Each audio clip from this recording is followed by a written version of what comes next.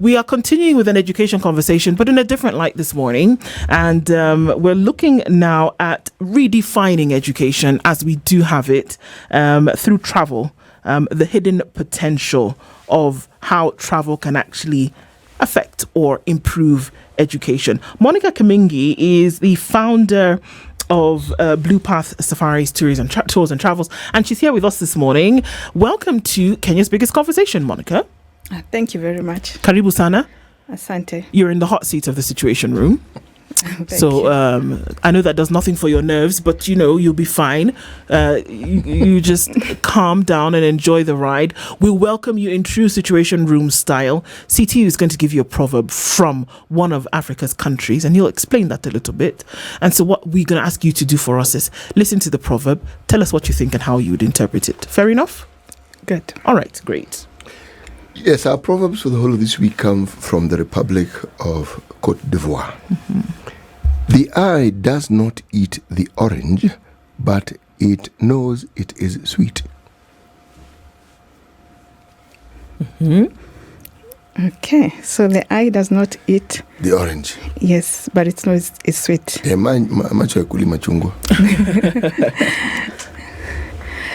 Well, I'll say that what you believe in is what you actually get. So you don't have to really have to do something, but if you believe in, it will come back to you. Clearly a person of faith. Well, you have just enunciated one of the beautiful things about Proverbs and the interpretation. Whenever we ask our guests, we always come across an interpretation that we could never have thought of. So we thank you. That's the thing about personal interpretations. You teach lessons as well, isn't it? All right. So, education through a different lens and looking at what then travel can offer, or the different opportunities that are available. Just give us a brief overview about your organization and what you do.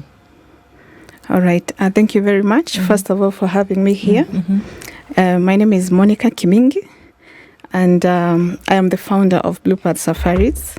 Maybe I can talk a little bit about Bluepath. It was established in the year 2021, just as a regular travel agency. But along the way, we identified a gap when it comes to education. To precise, when it comes to supporting schools to have travel so that they can expose the children to the international market or even to the world. So that is where we saw the gap, and we decided to focus on education. So basically, as I said, we started as a regular travel agency, of which we still are up to date. We are IATA accredited, meaning we offer tickets and visas and all related types of travel. But not to be specific, we decided to focus on education by collaborating with schools to ensure that we support them when it comes to travel for the students. You say you saw a gap, and the gap was the education sector. Okay, now, if the gap exists and you provide something that can help bridge this gap, what is it then that this traveling would do for a student? What are these benefits that a student, perhaps and their teachers, would derive from traveling? Okay, first of all, the kind of travel we actually support the school with is educative. In terms of creating exposure to the students, they join global competitions. To be specific, they compete with other students across the globe, and at the same time, we support them by creating a platform where they can enhance their skills in sports. So we do soccer, we do swimming in Spain, where they get coaching and they're able to enhance their skills. And at the same time, as you ask where we saw the gap, is you realize the teachers are also very busy to organize a travel. So we come in and help in documentations, visas, and also to walk through them during the entire travel time. Yes. So how do you make contact with the schools? What do you do? What's the process that you go through? Obviously, to get them to see the need or to see the benefit of getting into programs like this. Yeah, because I wanted to add that. Do the schools come to you, or do you go to the schools? Yeah. What happens? Actually, it started with one school, which is a Brookhurst. That is the school that we started with. And then with time, because we get referrals to other schools, and at the same time, sometimes we also walk in to the schools, and we introduce ourselves, and we're able to explain to them what we do, and what we can offer. We actually give them ideas of these competitions, the global ones. And most of the school, you find they are able to actually adapt to that. Okay. Yeah. So if I get you, Spice FM Secondary School has students who are in the chess club. There's a chess competition in Brazil. You know about it. Spice doesn't know about it. Spice High School doesn't know about it. So you walk to the school and say, hey, Spice High School, you know there's this chess competition coming up in December, and I know you have a chess club in this school. So because you're busy, we'd like to help you get to Brazil for this competition. So that's where the conversation starts. Exactly. Okay. Yeah, that's how it starts.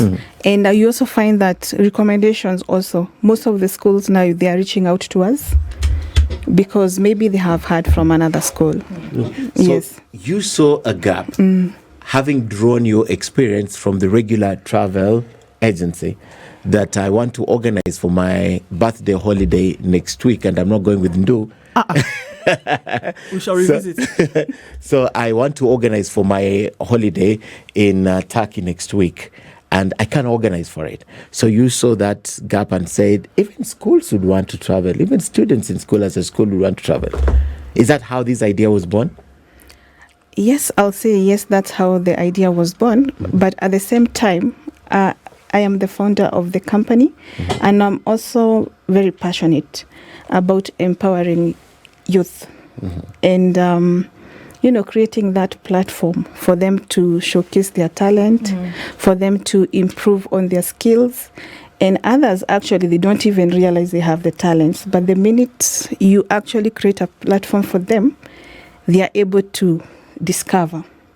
So it is actually, I'll say it is started with passion for the leaders, for future leaders, and then somehow it came became business. It became business, yes. Okay.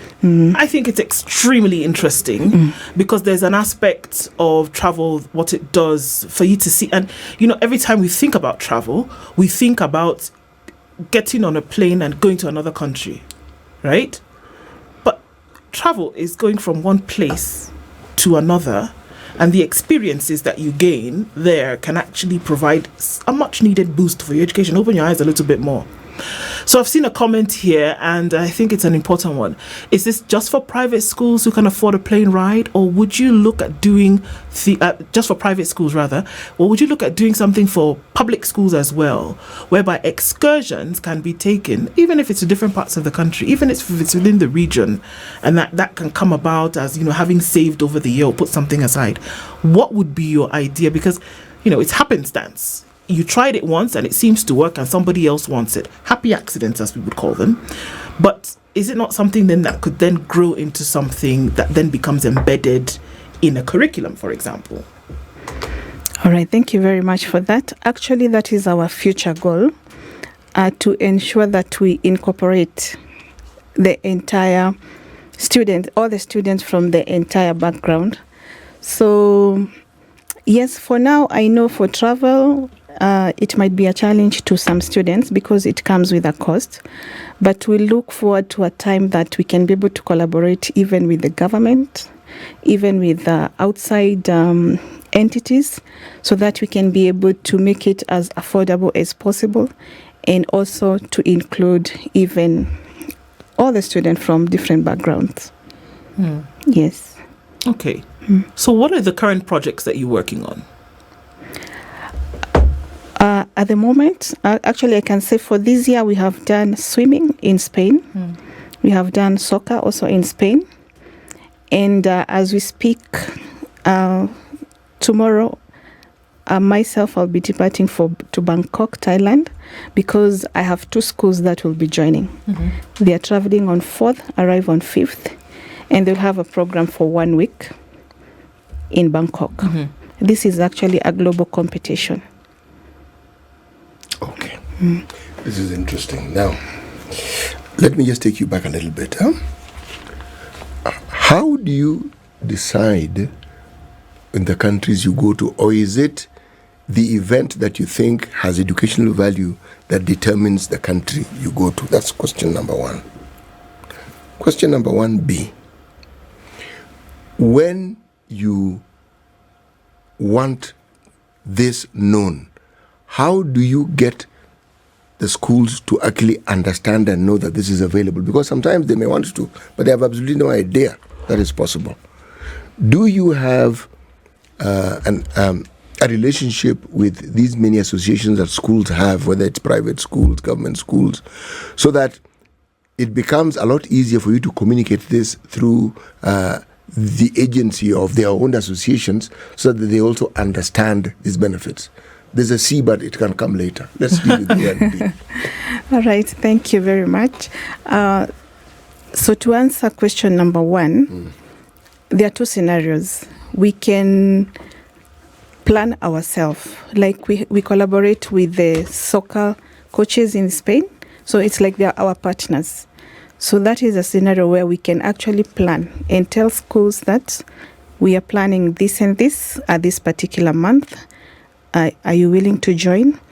And we start working with them. So scenario number 2 is where it's not our event, but we know it's happening. So like we have, for example, we have the model of United Nations. I know they happen in different countries. So we actually know, so we go and share the idea with the school. And they are able to see the benefits that the student will come out with. So that's the 2 scenarios that we have. So after that, we go to the schools and we actually have a sit-in and explain to them. Okay. Do you ever know, do you ever have an evaluation period? It wouldn't be I don't know if it would be, right in your job line, but an evaluation period to say, well, this is how it actually changed those who participated. Do you get feedback from schools and say, well, this is actually great, we'd like to do it again? How does that whole process then work? Actually, we talk to the parents. If we are able to interact directly with the parents, and we have actually had them say that the exposure for these children, it creates confidence in children. Because there's one event, like the one they are going to perform next week. It's about public speaking, collaborative writing, and interacting with other students from different countries. So it actually boosts their confidence. And I have actually heard from parents say that they have actually seen positive effect, which is instant. Yes. Okay. So they say the world is your oyster. So where would you imagine that Kenya's students, whether they're in the private sector or in public schools, then would be able to go to then be able to enhance these experiences, add to an education? Because that education is not just in the books and in the classroom, obviously. Where would you see that things would be possible to be done for Kenya students to add to that? You mean in terms of the curriculum? No, options in terms of the travel. What else you could add to this? Who then could bring in? What other activities could then be done? What are things that you can imagine that you can propose for the future? Okay, so something like sports, which actually I know we have very talented students. That one can be looked into, and they can be given a platform to be able to showcase their talent and skills outside the country. Each and every year we normally go to, there is a conference, international conference for travel agency in Germany, and we actually happened to meet Manchester City Club, and they actually asked if we can be taking the students to UK. So those are the opportunities that our student can actually be exposed to. Okay. Yeah. All right. What would it do in your eye for schools? I mean, I'm looking for, we've looked at the students now in terms of what do you think it would be able to be a boost for schools if a group of their students went from one place to another? How would that affect schools in general? I think it is a positive effect to the schools, because I believe most of the parents now they want to ensure that their children are exposed and they are prepared for the world of today in terms of not only academics but in other ways.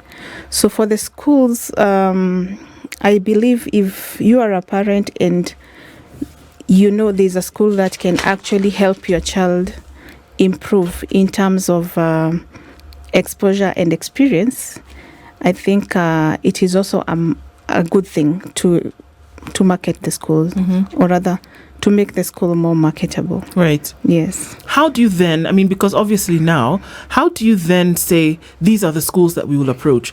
Do you just look for private schools where maybe somebody will then be able to have the kind of money that is necessary to travel?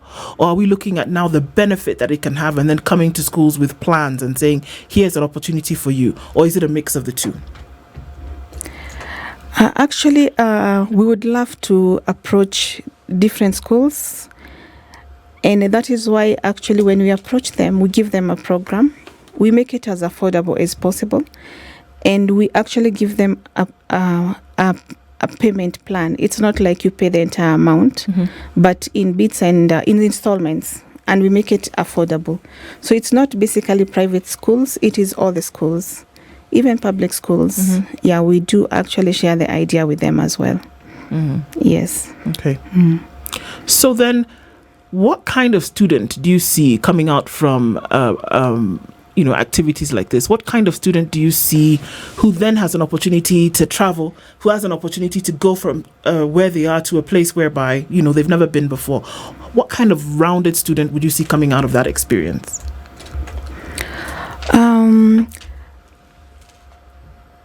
I'll say that once the student go through such programs, it is a student who is confident to face the world of tomorrow. Is a student who is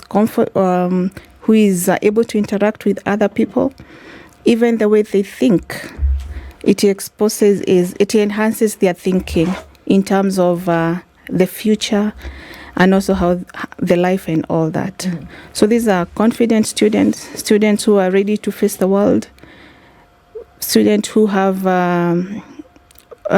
broad thinking in terms of life and all that. Yes. Monica Kimingi is our guest this hour, and we're looking at opportunities that rest or that lie in travel to enhance or redefine education. I'm interested, how would it redefine education? How would travel then be able to say, okay, look, we look at things differently, and those who are in the, learning today, how would it be able to redefine it? Perhaps, Ndu, before you go to the opportunities or redefining, I'd like to ask two very specific questions to what we were discussing earlier. Is it about specific students involved in these activities, or it's open to everyone? That would be my first question. So, for example, when you're going for swimming in Spain, when you approach a school, do you go for specific students and pupils who partake of the kind of activities that are being promoted at that time or in competition? And then secondly, you've also spoken about this going to the public schools, and you're looking for or seeking partnerships from across. And you also mentioned that it's not paid in full and all that. So I'd really be interested, with every challenge that is now dogging the public school sector right now, is there a lot of partnership you're getting from that end also? So perhaps those two questions would address my concerns before you transition to the next question. Go ahead, no problem. Okay. Thank you, Ken. To answer your first question, is so for this soccer and for swimming that we have actually done before, and we still continue to do. It's not about those who have actually qualified here. No, it's about giving opportunity to each and every child for them to get that exposure and for them to be trained. And you know, when you take actually children outside the country, it actually boosts their morale and you motivate them even to do better. So we actually give opportunity to each and every student who is willing to actually partake that. Okay. Yes. Okay. Second question on the challenges in public schools, and you're also looking that direction. Well, I know that's a challenge, but that is why I said I believe with partnership and probably maybe even support from the government.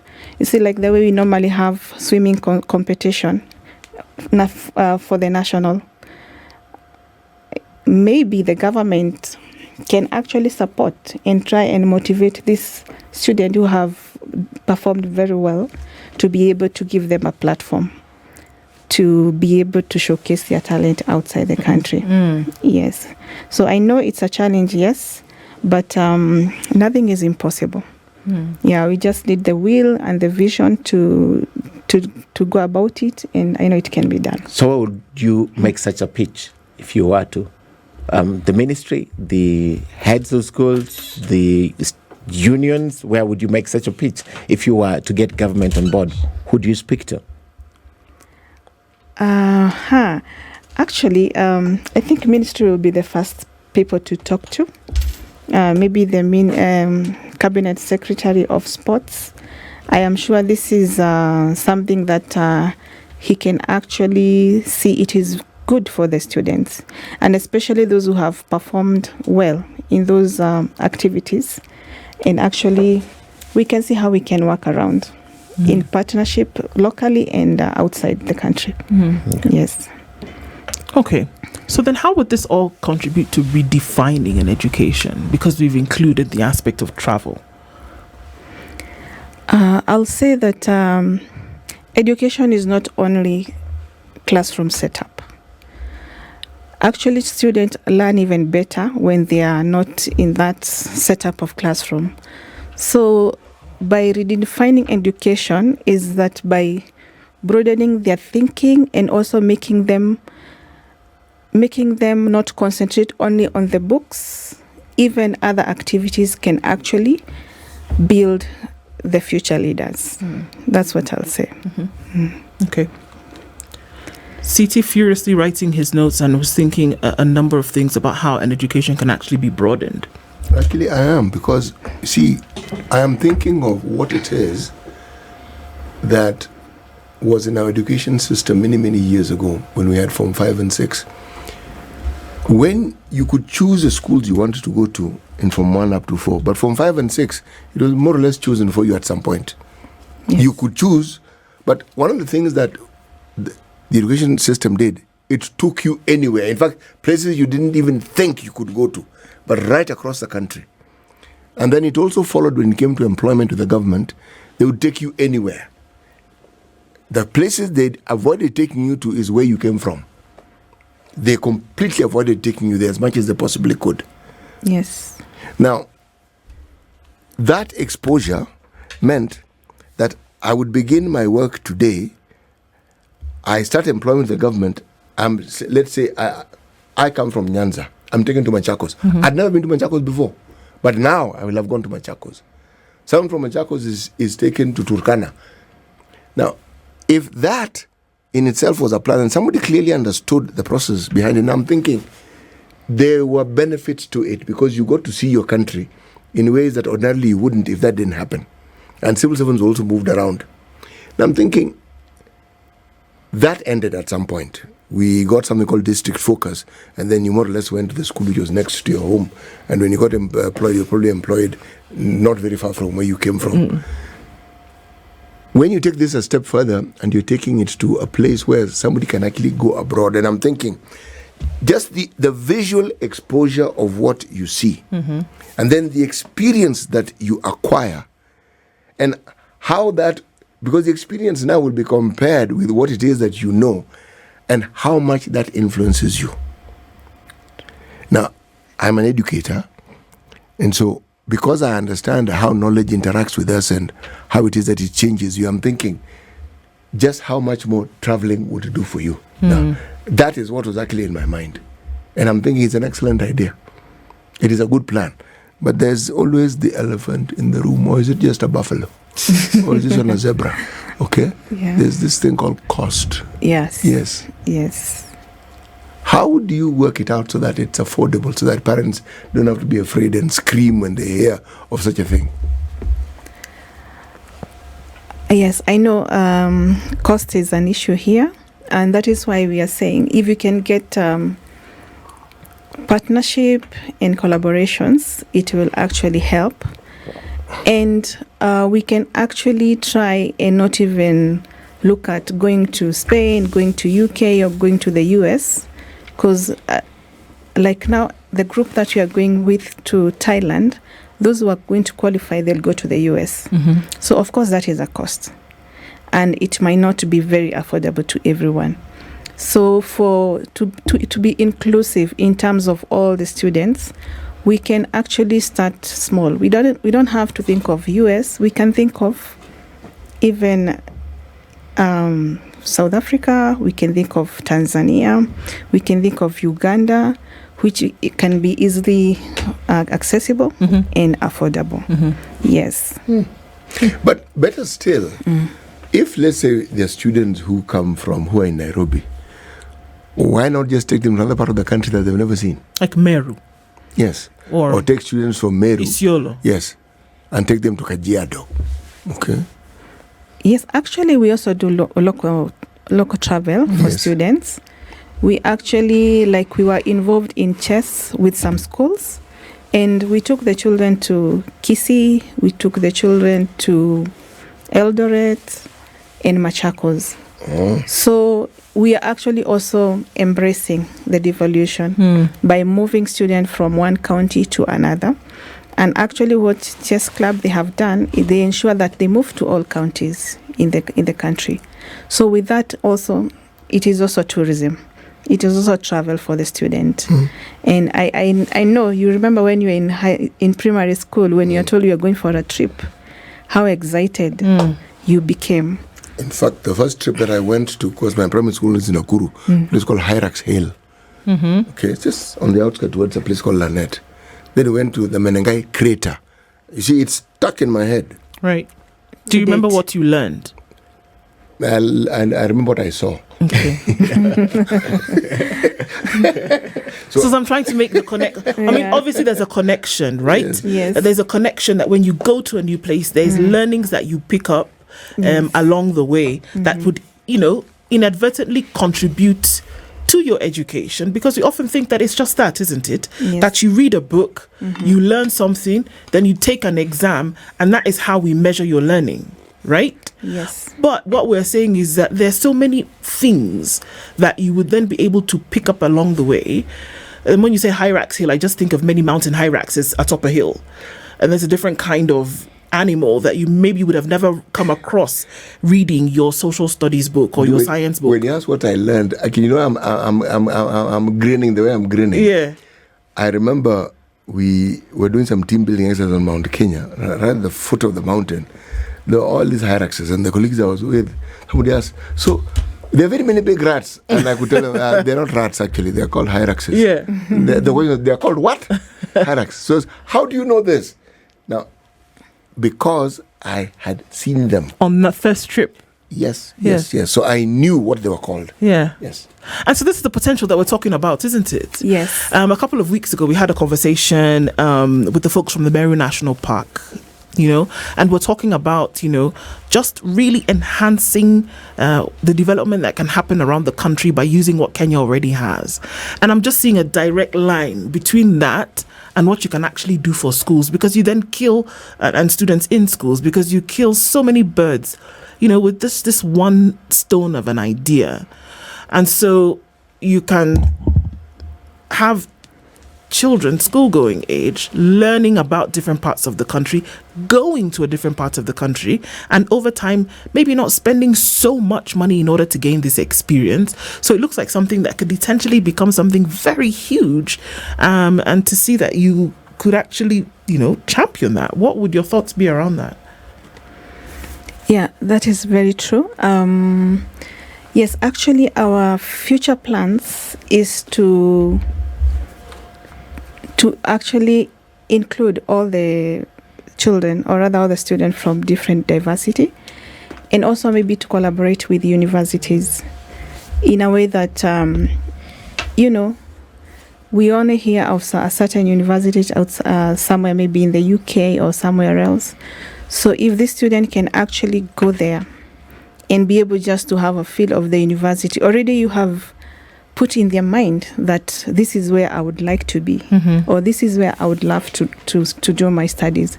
So it is creating that exposure that will actually change the children. Like Muga said here, that he still remembers what he did the trip, yes. So those small things, they have a very big impact on the children. And especially when they are young, if you do something to them, and in this case, something that is going to build their future and all that, it becomes very positive in their mind. Yes. Some of us went to boarding school and it involved travel, and we used to travel by train. And what was interesting then was you actually saw wild animals, just as you were traveling by train. Yeah. And the trains were not fast. So you could actually see them for a great length of time. Now, just that traveling alone, because you pass through very many places before you get to, let's say, from Mombasa, and then you get to Nairobi, and you do that often enough, you actually get to know about animals that other people have no clue about, and it's traveling, because if I didn't travel, then I wouldn't see it. No. Yes, exactly. I mean, when you think about just the value of movement from one place to the other and the exposure that one gets, even when it's just local, you then set in motion a process where, as these individuals grow older, because of the benefits that they have, they will very readily embrace it, because they will understand the benefits they derive from it. When they're older and they probably have children. Indeed. Does it lock out any students? Does the opportunity then present itself for only those who then are able to pay for it? I mean, I almost hear the answer, but all right, let it come from you. I'll say not really, because we customize it according to the student's need or their ability. So it's not about locking out anyone. Our goal is to include everybody. And for now, we work with each and every student. It doesn't matter, as long as we're able to work around the entire package and all that. Okay, so then you don't just approach the students, but you approach a school administration, and then they're able to float that to students who might be interested, or how exactly does that work then? Yes, we actually approach the school administration, and then we share the idea with them, and then they are able to share that idea with the parents. Yeah, if all is in agreement, we now start working with them the journey. So as Bluepath Safaris, we ensure that we come in and make it as seamless as possible in terms of documentations, assuming you are to get visa wherever you're going. So we ensure that we work with you through that journey of visa approval. We also ensure that we get approval from Ministry of Education, because the students are supposed to travel when they are approved by a ministry. So we also ensure that we have organized for you airport transfers. We have organized for you. We coordinate the event. And at the same time, we also ensure that whenever you travel, you also get to enjoy and to tour wherever you go in terms of excursions. So it is a mixture of both. Yeah. It's educative, and at the same time is exploring at the same time. All the schools you've worked with, how many of them have actually taken the complement of students that they have to at least a national park? a national park wherever they go? No, here. I'm starting locally. Because my thinking is you want someone to experience their country. Yes. Let them get to understand. So that when they travel abroad, that experience will actually be richer, if you ask me. Yes, we have actually done local travel with school. Like the last trip we did is Savo. So they went to Savo National Park. And at the park, of course, they get to learn a lot. Yes. They go to the springs to experience, that is geography. There's also history involved. And they also get to the science. Actually, it's like a combination of all. So we went to Savo, that was this year in April, with a group of 100 students. Right. What are some of the things that you hear them say while they're on these trips?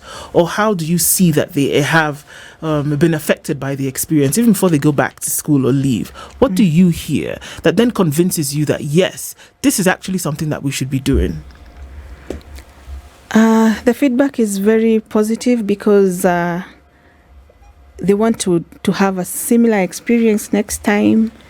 They also do a report from the school. They are made to do a report of what they learned. So this actually tells they have learned something, and they always say they want to have a similar experience in future. Yeah, so they learn. You know, even as you talk about the students, many teachers may not even have had that experience either. So even as you take the students, since they go with their teachers, the teachers also get an opportunity to experience something they may not have experienced. Yeah, they may have cleared school without even traveling to those places, the teachers themselves. Yes. Yes. Sometimes you may find a group, maybe the teacher has not experienced that, which is also a plus to them because they are able now to practically now teach the student based on their own understanding. Their own So where I'm going understanding. with this is all these teachers thingy-majigs have associations. Does your organization also organize such things for teachers within these organizations?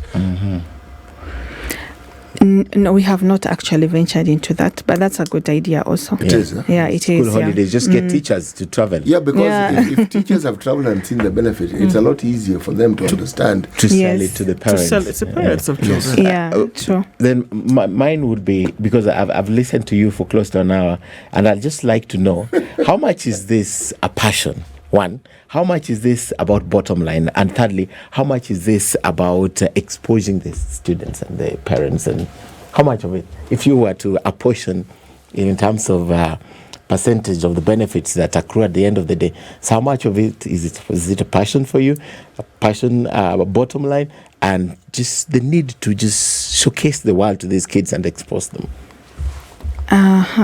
Actually, I'll say it's a passion from my end. I actually didn't say that I'm a pilot by profession. Yes, and I used to instruct at Wilson. And so I have interacted with students that I have taught from scratch, and now they are, even others are even captain. So I'll say it's a passion starting from myself, how to instill knowledge into people, how to make them excel. And I believe a good leader is the one who actually see others excel in life. So that is the leadership. So I'll say a big percentage is passion from my end that I'm able to actually share with other people and make them also excel.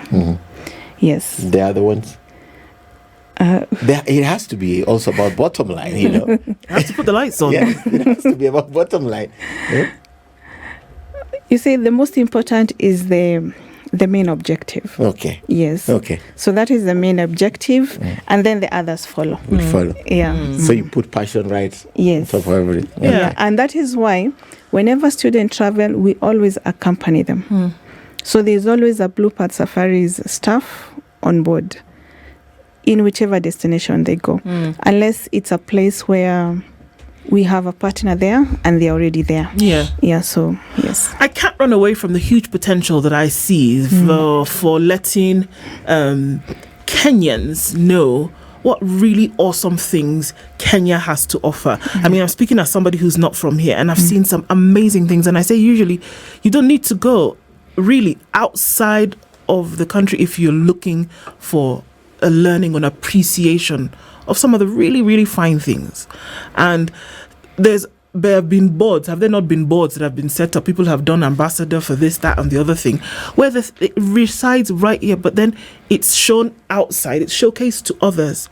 And then there are very many a Kenyan who don't know, and that's an education. That's an education right there, who don't know about the really great things that you can see north, south, east, west, right here in this country.